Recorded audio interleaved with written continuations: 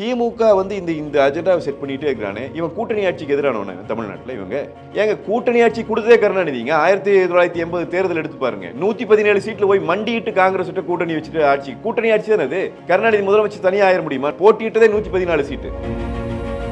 கருணாநிதி அவர்களை விட மோசமான ஆட்சி செய்ய ஒருவரால் முடியும் என்பதை இவர் நிரூபித்து விட்டார். எனவே இன்றைக்கு மக்கள் உணர்கிறார்கள், மிக மிக தெளிவாக அவர்களுக்கு தெரிகிறது.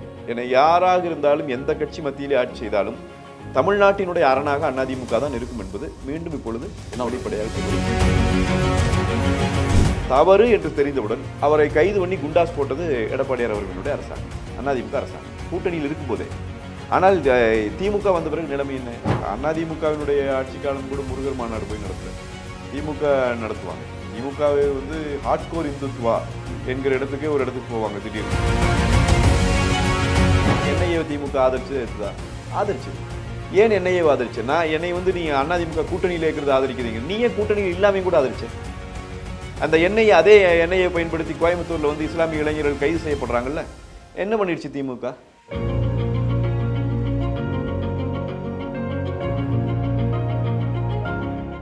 வணக்கம், இது செய்தி மலரின் நேர்காணல் நிகழ்ச்சி. இன்றைய நிகழ்ச்சியில் கலந்து கொண்டு தன்னுடைய கருத்துக்களை தெரிவிப்பதற்காக அனைத்து இந்திய அண்ணா திராவிட முன்னேற்ற கழகத்தினுடைய செய்தி தொடர்பாளரும் நமது அம்மா இதனுடைய ஆசிரியருமான கல்யாண சுந்தரம் அவர்களை சந்திக்கவிருக்கிறோம். வணக்கம். வணக்கம். வணக்கம். இன்றைக்கு அதிமுக பாரதிய ஜனதா கட்சி கூட்டணி ஏற்பட்டிருக்கு. இந்த பக்கம் திராவிட முன்னேற்ற கழகம் ஒரு வலுவான கூட்டணியாக இந்த பக்கம் இருக்குது.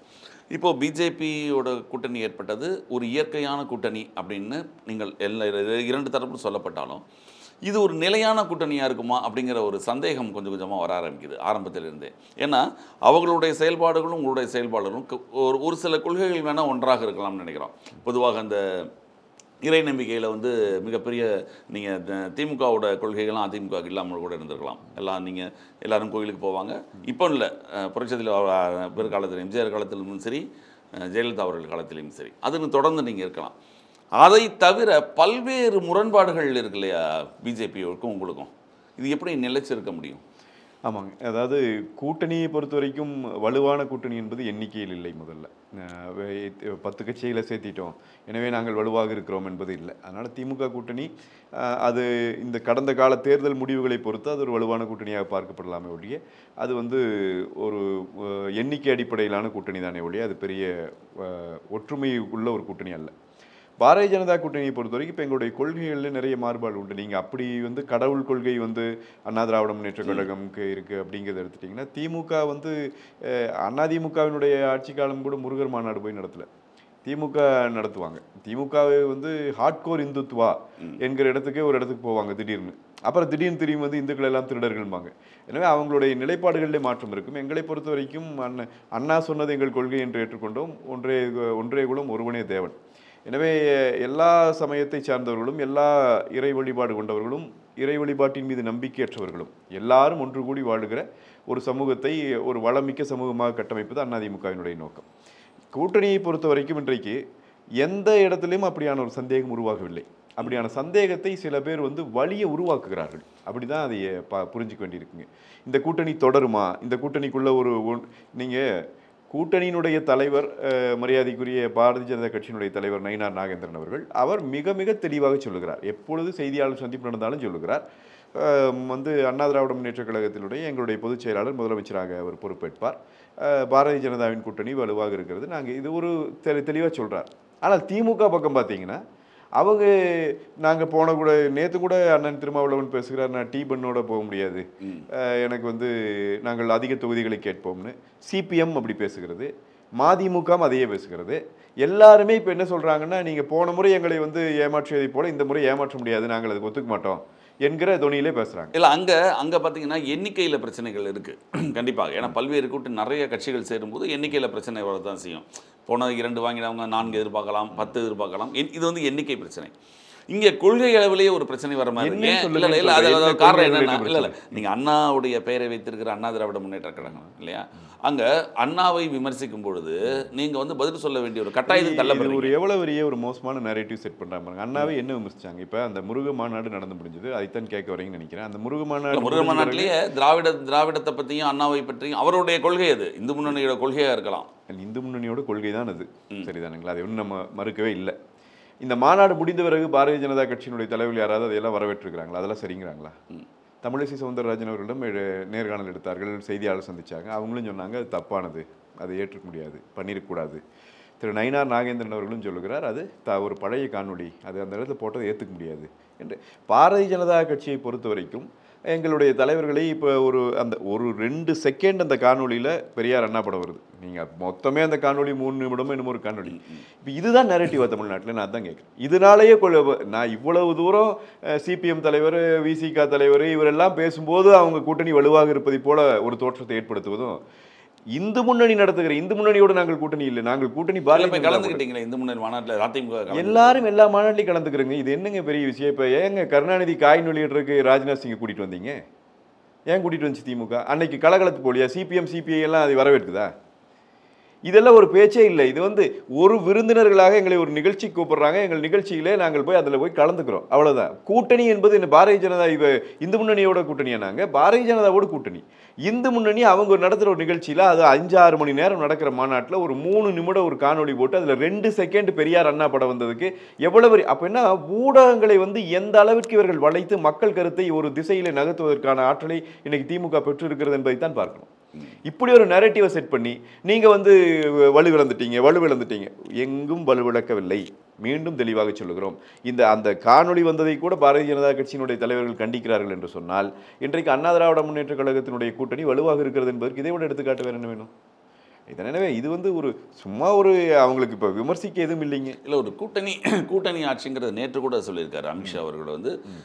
தேசிய ஜனநாயக கூட்டணி அமையும், கூட்டணி ஆட்சி தமிழகத்தில் அமையும், அதிமுக தலைமையேற்கும் ஆட்சி அமைக்கணும் அவர் சொல்லலீங்க. நீங்க மறுபடியும் இப்ப நேத்து இப்ப அவருடைய பேட்டி தமிழ்ல நீங்க மொழிபெயர்க்கிற போதுங்க சார், கூட்டணி ஆட்சி அப்படிங்கிறது என்ன? முதல்ல ஒரு கூட்டணி ஆட்சி அமைக்கிறதும் கூட்டணி ஆட்சி அமைக்கிறதும் ரெண்டுக்கும் ஒரே சொல்ல பயன்படுத்துறோம் நம்ம, சரிதானுங்களா? இந்தியா கூட்டணி ஆட்சி அமைக்கும் தமிழ்நாட்டில் அப்படின்னா காங்கிரஸ் அமைச்சரவையில் இடம்பெறும்னு எடுத்துக்குவீங்களா? நாங்கள் தான் தெளிவாக சொல்லிட்டோமே. மறுபடியும் நீங்கள் அதுக்கே ஒரு சந்தேகம் வந்தது இயல்பு. என்னங்க இப்படி ஒரு சொல்ல நீங்கள் கேட்குற கேள்வி நியாயமானது. நாங்கள் தான் விடை சொல்லிட்டோமே. எங்கள் போது நீங்கள் விடை சொன்னதுக்கப்புறம் நேற்று சொல்கிறேன், நீங்கள் இதுக்கு முன்பு விளக்கம்லாம் எல்லாமே கொடுத்துட்டீங்க. இல்லை, நாங்கள் மறுக்கவே இல்லை. ஆனால் மீண்டும் அதை வெளியே ஒன்றுமே சொல்ல சார், நீங்களா பேசிட்டு இருக்கிறீங்கிற. கூட்டணி என்டிஏ கூட்டணி ஆட்சி அமைக்கும்ங்கிறார். என்டிஏ கூட்டணி ஆட்சி அமைக்கும்னு சொன்னால் கூட்டணி ஆட்சி அமைக்குமா? நான் அதை தான் மறுபடியும் சொல்கிறேன். 2 சொல்லு 1 தமிழில், சரிதானுங்களா? கூட்டணி ஆட்சிங்கிறது அமைச்சரவையில் மற்ற கட்சிகள் பங்கேற்கிற ஆட்சியை கூட்டணி ஆட்சின்னு சொல்கிறோம். ஒரு கூட்டணி வெற்றி பெற்று ஆட்சி அமைக்கும்ங்கிறதையும் கூட்டணியினுடைய ஆட்சின்னு சொல்கிறோம், சரிதானுங்களா? இதைத்தான் மறுபடியும் வச்சு குழப்பிக்கிட்டே இருக்கிறாங்க. நாங்கள் விடை சொல்லியாச்சு. அதுக்கு சொன்ன பிறகு அமித்ஷா மறுபடியும் பேசுகிறாருன்னா என்ன பேசுவார்? அமித்ஷா எங்களோட லோவா பேசுவார். அப்படி பேசுனா நயினார் நாகேந்திரன் அவர்கள் மிக தெளிவாக சொல்லிவிட்டார், என்டிஏ கூட்டணி ஆட்சி அமைக்கும். அது அப்படியே நான் இருந்தாலும் ஒன்று கேட்குறேன் உங்களுக்கு, இந்த திமுக இந்த அஜெண்டாவை செட் பண்ணிகிட்டே இருக்கிறானே, இவன் கூட்டணி ஆட்சிக்கு எதிரானவன தமிழ்நாட்டில்? இவங்க ஏங்க கூட்டணி ஆட்சி கொடுத்ததே கருணாநிதிங்க. 1980 தேர்தல் எடுத்து பாருங்க, 117 சீட்டில் போய் மண்டிட்டு காங்கிரஸ் கூட்டணி வச்சுட்டு ஆட்சி, கூட்டணி ஆட்சி தானே அது. கருணாநிதி முதலமைச்சர் தனியாக ஆயிட முடியுமா? போட்டியிட்டதே 114 சீட்டு, வெறும் 114 சீட்டில் திமுக போட்டியிட்டுச்சு. முதல் தமிழ்நாட்டிற்குள்ள கூட்டணி ஆட்சி காங்கிரஸையும் சேர்த்து கொண்டு ஒரு ஆட்சி அமைக்கிறது என்கிற திட்டத்திற்கு போனதே திமுக. அதிமுக என்னைக்காவது அப்படி ஒரு நிலை எடுத்திருக்கா? அப்போ எங்களே பிடிச்சிட்டு நீங்கள் கூட்டணி ஆட்சி அமைத்து விடுவீங்களா? ஒரு ஆட்சியும் அமைக்கல. முதல் அங்கே உங்களுடைய தொங்கு சதைகளை போல் இருக்கிற உங்கள் கூட்டணி கட்சிகள் இன்னைக்கு எந்த அளவுக்கு உங்களை வலியுறுத்திட்டு இருக்கிறான்னு பாருங்க. நாளைக்கு நீங்கள் போன தடவை மாதிரி கருணாநிதி அவர்களுக்கு வந்த மாதிரி 80 சீட் 85 சீட்டு வச்சுட்டு ஆட்சி அடிக்கணும்னு நினச்சிங்கன்னா உங்கள் கூட்டணி ஆட்சி அங்கே தான் அமைப்போகுது. இந்த டிரைவர் சீட்டில் 20 பேர் உட்கார்ந்து ஒரு வண்டி ஓட்டுறதுக்கு தயாராகிட்டு இருக்குது திமுகவினுடைய கூட்டணி. இவர்கள் என்னமோ நாங்கள் மீண்டும் அழுத்தம் திருத்தமாக சொல்லுகிறோம், அண்ணா திராவிட முன்னேற்ற கழகம் ஆட்சி அமைக்கும், அண்ணா திராவிட முன்னேற்ற கழகம் என்டிஏ கூட்டணியில் இருக்கிறது, எனவே அந்த கூட்டணி வெல்லும் என்பதை நாங்கள் திரும்ப சொல்லுகிறோம். ஆட்சி தனித்த அதிமுகவின் ஆட்சி. இன்னொன்று எல்லாருமே இப்போ நேற்று அவருடைய பேட்டியிலேருந்து நீங்கள் பார்த்துருப்பீங்க, ஒரு முக்கியமாக எடுத்து வெளியில் பேச ஆரம்பிச்சிருக்காங்க. என்ன அப்படின்னா, அதிமுக தலைமையில் கூட்டணி அமையும், அதிமுகவிலிருந்து ஒருவர் முதல்வராக இருப்பார் அப்படின்னு சொல்றாரு. அவர் ஏன் இபிஎஸ் அவர்களுடைய பேரை சொல்லலை அப்படின்னு விவாத பொருள் ஆயிடுச்சு. ஏன் இப்போ நயினார் நாகேந்திரன் சொன்னாரு, அது நயினார் சொல்லியிருக்காரு. அது நம்ம என்ன சார் பிரச்சனை? ஒருவர் முதலமைச்சர் ஆவார்னு என்ன இதெல்லாமா சார் உங்க பிரச்சனை? ஸ்டாலின் முதலமைச்சர் ஆவார்னு யாராவது சொல்றாங்களா? சிபிஎம் லீடர் சொல்லியிருக்காங்களே இன்னைக்கு வரைக்கும். அடுத்து மறுபடியும் ஸ்டாலின் ஆவார்னு உதயநிதி ஆயிர மாட்டாரா? கனிமொழி ஆயிர மாட்டாங்களா? பொதுச் செயலாளர்லேருந்து துரைமுருகன் என்னைக்காவது விவாதிச்சிருக்கிறாங்களா இதை பற்றியெல்லாம்? மிக தெளிவாக சொல்றார், ஆட்சி அமையும் அதிமுகலேருந்து முதலமைச்சர். அதிமுகலேருந்து முதலமைச்சர் யார் ஆவா? நான் ஆயிடுவேனா? இல்லை இங்கே பக்கத்து வீட்டில் இருக்கிற யாராவது ஆயிடுவாங்க. அதுதான் அந்த இடத்துல ஏன் ஒரு புள்ளி வைக்கிறாங்க? ஒரு புள்ளியும் அவர் வைக்கல. அவர் ஒரு ஒரு ஒரு ஒரு தலைவர் பேசுகிற போது அவர் விஷயங்களை குறிப்பிட்டு சொல்லி பேசிக்கொண்டவர். அன்னைக்கு வந்து பேசுகிற போது இப்போ எங்கள் பொதுச் செயலாளர் தானே முதலமைச்சர் சொல்லி பேசிட்டு போனார். அப்புறம் உங்களுக்கு என்ன இப்போ அதில் சந்தேகம் வருது? எனக்கு என்ன பிரச்சனைனா இதில் நான் இஷ்யூஸ் எடுத்து இஷ்யூ ஆக்குறது இதுக்கு இது. அவர் ஒருவேளை அவர் எங்கள் பொதுச் செயலாளர் முதலமைச்சராக வேட்பாளராக இருக்க மாட்டார்னு சொல்லிட்டா நீங்கள் இந்த கேள்விகள் எல்லாம் வைக்கிறது நியாயம். விட்டு உள்ள பூந்து ஒரு ஒரு தானா ஒரு விஷயத்தை உருவாக்கி இல்ல அதுக்கு அவர் சரியான பதில் சொல்லியிருக்காரு, இல்லைன்னு சொல்லல. அவர்கள் நாங்கள் தலையிட மாட்டோம்னு சொல்லிட்டு அது அவங்களுக்கு பிரச்சனை மட்டும் இல்லைங்க சார். கூட்டணியை அதிமுக தலைமை ஏற்கிறது தமிழ்நாட்டில், என்டிஏ கூட்டணி. எங்களுடைய பொதுச் செயலாளர் தான் முதலமைச்சர் வேட்பாளர் என்பதில் பேச்சே வரல. ஏதாவது ஒரு சின்ன நெருடல் அப்படி இப்படி வந்தா நீங்க இப்ப சொன்ன அந்த விளக்கம் இருக்கு இல்லையா, அந்த கூட்டணி ஆட்சிக்கும் என்டிஏ கூட்டணி ஆட்சிக்கும் வித்தியாசங்கள் இருக்கு இல்லையா, இது இவங்க யாருமே சொல்லல. அது யாரும் சொல்லலீங்க, எல்லாரும் சொல்லிட்டு தான் இருக்காங்க. அதிமுகல இருந்து சொல்றீங்க. இது நயினா நாகேந்திரன் அவர்கள் எல்லாருக்கும் ஒரு கேள்வி. நயினா நாகேந்திரன் அவர்கள் அவர் சார்ந்திருக்கிற கூட்டணியில் என்டிஏ கூட்டணி வரும், என்டிஏ கூட்டணி வெற்றி பெறும், என்டிஏ கூட்டணி ஆட்சி அமைக்கும் என்று சொல்லுகிறார். இது வந்து கூட்டணி ஆட்சிங்கிற அந்த தர்க்கத்தையே நீங்க தான் வைக்கிறீங்க. இங்கிருந்து திமுக பண்ற ஒரு அஜெண்டா தான், வைக்கிற அஜெண்டா தான். இதை மீண்டும் மீண்டும் அவர்கிட்ட சொல்லிட்டே இருக்கிறார். அவர்கிட்ட அதை கேட்டபோதும் அவர் சொல்லிவிட்டார், இல்லை அதிமுக தான் ஆட்சி அமைக்கும் போது நான் அதிமுக தலைமையில் தான் கூட்டணி என்பதையும் தெளிவுபடுத்திட்டார். இப்போ இத்தனையும் சொன்ன பிறகு மறுபடியும் இப்படி அமைந்து விடுமா, இப்படி அமைந்து விடுமானா இல்லை அமைய வேண்டும் என்று இவர்கள் விரும்புகிறார்களான்னு தெரியல. இல்லை இன்னொரு கேள்வி, பாரதிய ஜனதா கட்சியோடு ஒரு கூட்டணி அமைச்சதுனால உங்களுக்கு இஸ்லாமியர்களுடைய வாக்கும் கிறிஸ்தவர்கள் வாக்கும் இதை கிடைப்பதற்கான வாய்ப்புகள் இருக்கா? இல்லை என்ன பிரச்சனைங்கிற இப்போ அதிமுகவுக்கு வந்து அதிமுகவிலேயே இல்லை சிறுபான்மையர் வாக்கு இழக்கக்கூடிய வாய்ப்பு இருக்குமா அப்படின்னு ஒரு சந்தேகம் எல்லாருக்கும் இருக்குதுங்க. சந்தேகம் இருக்குது. அப்படி இல்லைன்னு நான் சொல்கிறேன். என்ன காரணம்னா ஜெயக்குமார் அவர்களே சொல்லியிருக்காரு, ராயபுரத்தில் நான் வந்து தோல்வியடைந்தது காரணம் அங்கே சிறுபான்மை வாக்கு இழப்புன்னு சொல்லியிருக்காரு. அதுக்கும் நான் விளக்கம் சொல்கிறேன் உங்களுக்கு. அதாவது அதிமுகவிலே வந்து ஊனோடும் உயிரோடும் கலந்து நிற்கிற இஸ்லாமியர்கள் கிறிஸ்தவர்களினுடைய எண்ணிக்கை மிக அதிகம். சரிதானுங்களா? அவங்க எந்த ஒரு தெளிவான புரிதல் அவங்களுக்கு இருக்குது. அதாவது அண்ணா திராவிட முன்னேற்றக் கழகம் தமிழ்நாட்டை ஆட்சி செய்த போது பாரதிய ஜனதா மேலே ஆட்சியில் இருந்துச்சு, மத்திய ஆட்சி நடந்துச்சு. அன்னைக்கு நாங்கள் ஆட்சியில் பங்கு பெறவில்லை, கூட்டணி தான். இப்போவும் அதே தான். நாங்கள் என்றைக்குமே பாரதிய ஜனதாவோட ஆட்சியில் பங்கெடுக்கல. திமுக மாதிரி ரொம்ப குறுகிய காலம் எடுத்திருக்கோம். அதோட நாங்கள் முடிச்சுக்கிட்டோம். திமுக எல்லா சமயத்திலையும் ஆட்சியில் பங்கெடுக்கும், மத்தியில் அமைச்சர்களாகவே செயல்படுவார்கள், பிஜேபியோட இருந்து செயல்பட்டுருக்காங்க. இஸ்லாமியர்களை கிறிஸ்தவர்களை பொறுத்த வரைக்கும் என்ன தெளிவான ஒரு புரிதல் இருக்குன்னா, அதிமுக ஆட்சியில் இருக்கிற போது மத்தியிலே யார் ஆட்சியில் இருந்தாலும் சரி, பாரதிய ஜனதா இருந்தாலும் சரி, காங்கிரஸ் யார் இருந்தாலும் சரி, தமிழ்நாட்டிற்குள் சிறுபான்மையினர்களுக்கு பிரச்சனை என்று என்றைக்கும் வந்ததில்லை, வரவும் நாங்கள் அனுமதித்ததில்லை. அந்த புரிதலும் அந்த நம்பிக்கையும் அண்ணா திராவிட முன்னேற்றக் கழகத்தின் மீது என்றைக்கும் அவர்களுக்கு இருக்கிறது.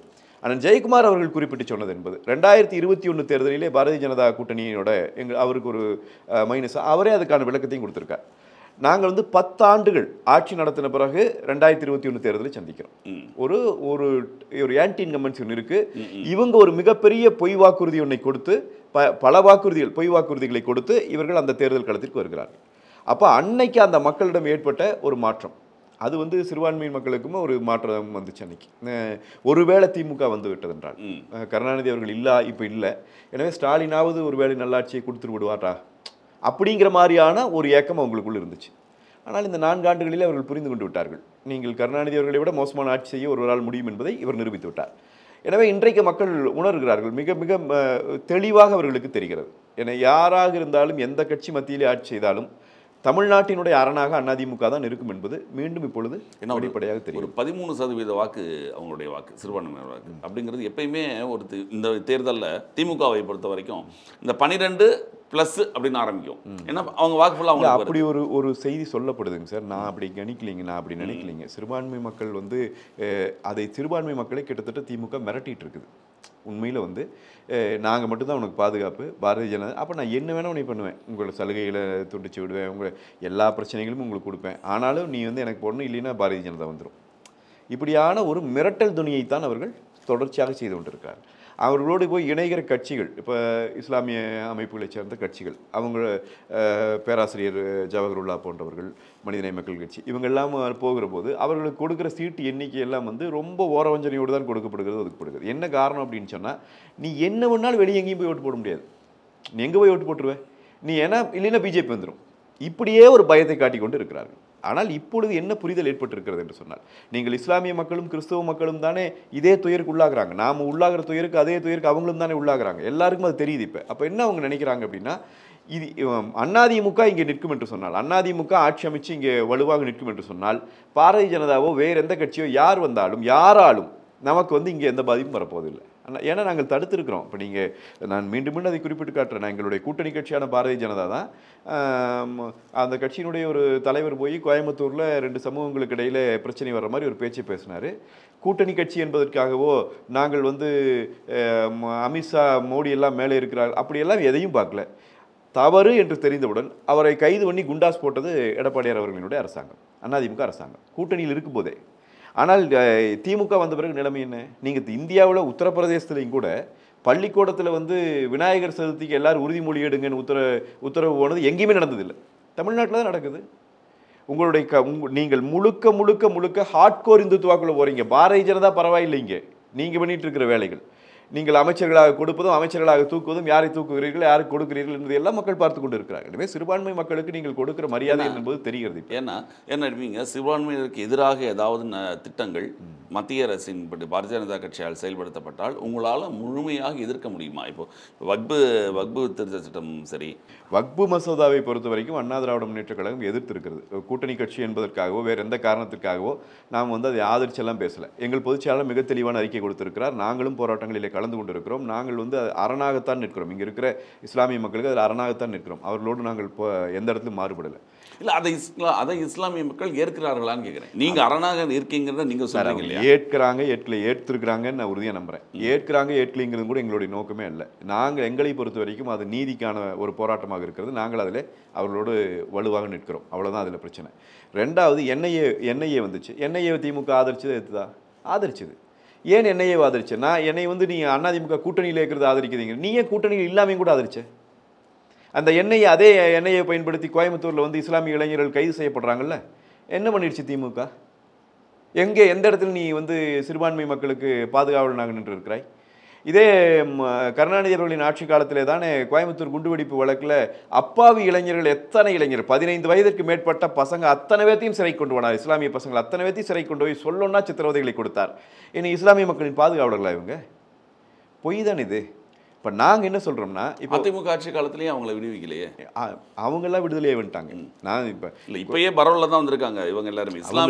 இஸ்லாமிய நான் சொல்லுவது யாரைன்னா, கருணாநிதி ஆட்சி காலத்தில் கைது செய்யப்பட்டது யார் அப்படின்னு சொன்னால், 15-16 வயதுக்கு மேலே இருக்கிற இஸ்லாமிய இளைஞர்கள் எல்லாரையும் கைது பண்ணா, அந்த அளவுக்கு கைது பண்ணாங்க. அவங்களாம் விடுதலை வந்துட்டாங்க. கோர்ட்டே வந்து அவங்களெல்லாம் குற்றமற்ற, ஆனால் அவர்கள் மிகப்பெரிய சொல்லணும்னா சித்திரவதைக்கு உள்ளாக்கப்பட்டாங்க. அந்த கொடுமைகளை செஞ்சது இவங்க தான். நீங்கள் இஸ்லாமிய மக்களுக்கு பாதுகாவலனாக இருக்கிறேன் என்று சொல்லுகிறவர்கள் இன்றைக்கு நீங்கள் எதில் வந்து நிரூபித்து காட்டிட்டீங்கன்னு நான் கேட்குறேன். ஆனால் அண்ணா திராவிட முன்னேற்ற கழகம் இருக்கிற வரைக்கும் அப்படியான வேலையை செய்ய முடிஞ்சா தமிழ்நாட்டுக்குள்ளே? யாரும் வந்து எந்த மக்களுக்கும் அங்கே ஒரு துன்பத்தை கொடுக்க முடியலையே, கொடுக்கவும் முடியாது. இன்றைக்கும் நான் சொல்லுகிறேன், மிக தெளிவாக சொல்லுகிறேன். அதனால் இதெல்லாம் நாங்கள் வந்து ஓட்டுக்காக செய்யலை. இஸ்லாமியர்களையோ கிறிஸ்தவர்களையோ நாங்கள் மிரட்டலை. ஏய், நீ வந்து எனக்கு ஓட்டு போடலின்னா அவ்வளோதான், அவங்க வந்துடுவாங்க இவங்க வந்துடுவாங்க. நீ இந்த மண்ணின் மகன், இந்த மண் நமக்கு சொந்தமானது.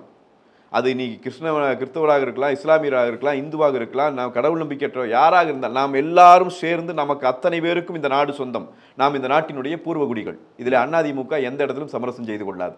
அப்படி இருக்கிற போது அவர் வந்து உன்னை அழித்து விடுவார், இவர் வந்து உன்னை அழித்து விடுவார், எனவே நீ எனக்குத்தான் ஓட்டு போட வேண்டும் என்று நான் உன்னை மிரட்டுகிறேன் என்றால் அதுவே பெரிய பிளாக்மெயில். அதை அதிமுக செய்யாது. மக்கள் புரிந்து கொள்ளவில்லை, திமுகவுக்கே தான் போட போகிறார்கள் என்றால் அதை பற்றி நாங்கள் கவலையும் படவில்லை. ஆனால் நாங்கள் அவர்களுக்கு செய்து கொண்டிருக்கிற நன்மைகள், நாங்கள் பாதுகாப்பு அரணாக நிற்பதை எப்பொழுதும் போல் நிற்போம். அதில் நாங்கள் உறுதியாக இருக்கிறோம். எனவே அந்த பழைய நிலையெல்லாம் இவர்கள் நினைத்து கொண்டிருப்பதைப் போல இஸ்லாமியர்கள் கிறிஸ்துவர்கள் எல்லாரும் சேர்ந்து நமக்கு வாக்களித்து விடுவார்கள், நமக்கு அப்படியே 12% வாக்கு, அதெல்லாம் ஒன்றும் நடக்கப் போவதில்லை. இதே சிறுபான்மையின் வாக்கோடு சேர்ந்து தலித் மக்களுடைய வாக்கு திருமாவளவன் போன்றவர்கள் கூட இருப்பதனால அந்த வாக்குகளும் பெரும்பகுதி அவர்களுக்கு தான் போய் சேரும்ன்ற ஒரு வெளியில் ஒரு தோற்றம் இருக்குது. அதை நீங்கள் பார்க்குறீங்களா? இல்லைங்க, அதெல்லாம் ஒன்றும் இல்லைங்க. பட்டியல் சமூக மக்களை பொறுத்த வரைக்கும் அண்ணா திராவிட முன்னேற்ற கழகத்தோடு வெகு காலமாக மிக நீண்ட தொடர்பு அவங்களுக்கு உண்டு. சரிதானுங்களா? நீங்கள் இந்த கட்சியே வந்து இந்த சமூகத்தில் அடித்தட்டு மக்களினுடைய கட்சியாகத்தான் இது அன்றைக்கும் பார்க்கப்பட்டது, இன்றைக்கும் பார்க்கப்படுகிறது. இது பெரிய கார்ப்பரேட்டுகளுக்கு என்றைக்கும் சாதகமான கட்சியாக இருக்காது. இது வந்து அடித்தட்டு மக்களினுடைய கட்சி. எனவே வந்து பட்டியல் சமூக மக்கள் வந்து அண்ணன் திருமாவளவன் அவர்களாலேயோ அல்லது வேறு யாரோ சொல்லியோ அங்கே போய் போட்டு விடுவார்கள், வாக்குகளை கொடுப்பார்கள் என்பதையெல்லாம் நாங்கள் ஏற்கலை. அப்படியெல்லாம் கடந்த காலங்களில் நடக்கவும் இல்லை. அவங்கவுங்களுக்கு அவங்க கட்சி வாக்குகள் விழுகும், அதை நாம் மறுக்கல. ஆனால் அதை தாண்டி அந்த கட்சியிலே தான் எல்லாரும் இருக்கிறார்கள் என்று சொல்ல முடியாது.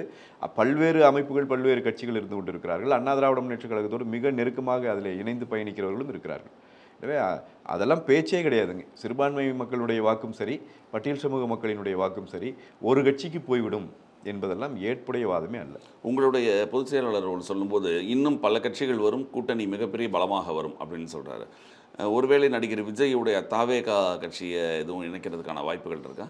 இல்லை, எல்லா கட்சிகளுக்குமான செய்தி தான் அது. பொதுவான அழைப்பு அது. பொதுவான அழைப்பும் கூட சொல்ல முடியாது. இப்போ நடக்கிற விஷயத்தை நாங்கள் சொல்கிறோம், அவ்வளோதான்.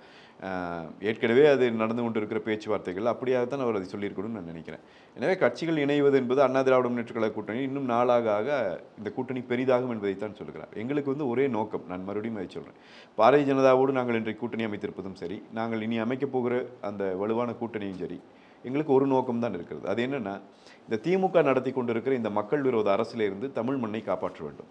10 லட்சம் கோடிக்கு மேலாக தமிழ்நாட்டினுடைய கடன் அதிகரித்து கொண்டிருக்கிறது. நீங்கள் அரசின் மீது மக்களுக்கு சேவை வழங்கியவர்கள் வழக்கு போடுகிற நிலையில் இன்றைக்கு இருக்கிறார்கள். நாடு திவாலாகிற நிலையை நோக்கி போய் கொண்டிருக்கிறது.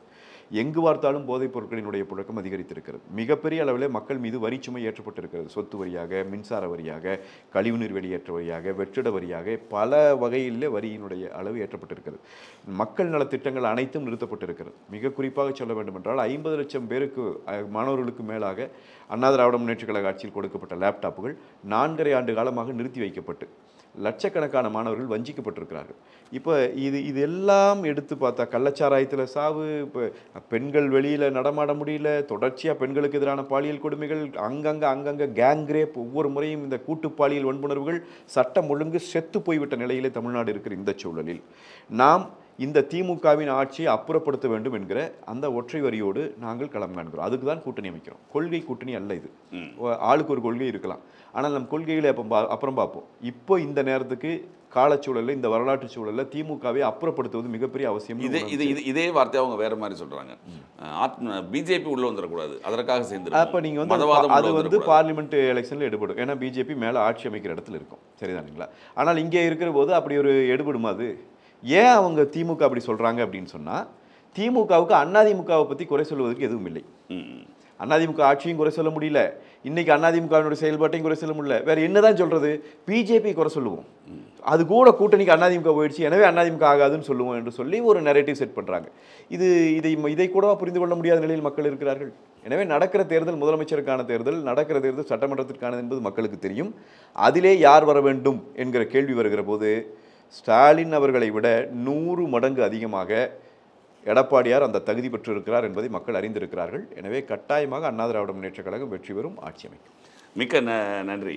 தமிழக அரசியல் சூழ்நிலைகள் மற்றும் தேர்தல் கூட்டணிகள் இவற்றை பற்றி விவரத்திற்கு மிக்க நன்றி. நிகழ்ச்சியில் கலந்து கொண்டு தங்கள் மேலான கருத்துக்களை தெரிவிக்க நன்றி. ரொம்ப நன்றி.